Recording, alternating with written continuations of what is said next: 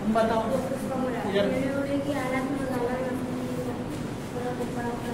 अगर आपको कोई दे कि बोले ये लो और इसे बीड़ी पियो या सिगरेट पियो, ये बहुत अच्छी चीज है, तो आप करोगे? मुफ्त में देगा, वो पैसे नहीं लेगा आपसे पैसे।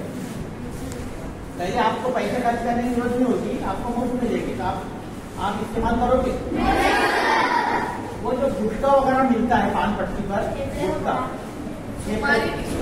और एक सुपारी होती है, वो मीठी रहती है टेस्ट में, लेकिन वो आदत लगा देती है, एक बार में नशा होता है। क्या खाना पसंद करोगे आप? खाना पसंद करोगे?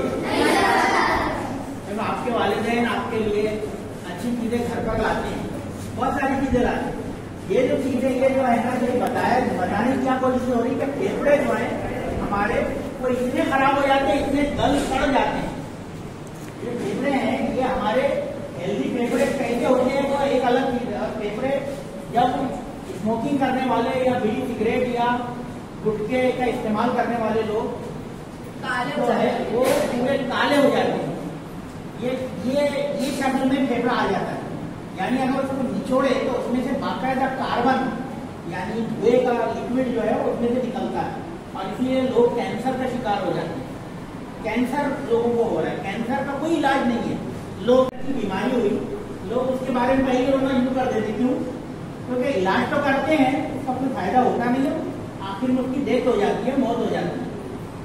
समझ में आ रहा है? तो हमारा ये कहना है कि आप लोग बुरी आदतों से बचें।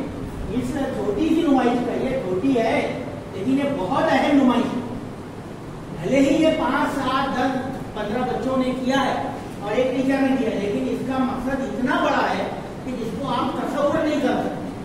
मेरा ख्याल है कि आप लोग इस पैगाम को फैलाएंगे। देखो, हम लोग पूरी स्कूल को एक साथ नुकसान करके यहाँ पे ला नहीं सकते, तो अभी आप अच्छे बच्चे हैं तो वॉलेंटियर बने, रजाकार बने। रजाकार किस चीज के बने कि आप यहाँ पर बुरी आदत देखें अपने साथी में या दीगर क्लास के बच्चों में, उनको अच्छे से समझाएं कि भाई ये गलत है, दोस्त मेरे दोस्त ये गलत चीज है, आप ये ना करें। समझ में आ गए? मेरा ऐसा ख्याल है कि आप ऐसा काम करेंगे, मोहल्ले में भी बचेंगे, स्कूल में भी बचेंगे, और जब आप ये सब करने लगेंगे तो फिर इसका मतलब हमने इस नुमाइश का असली मकसद पा लिया। करेंगे आप? बोलो, नशे का नाश है ना। सिगरेट, बीड़ी और पान तंबाकू से हम दूर रहेंगे।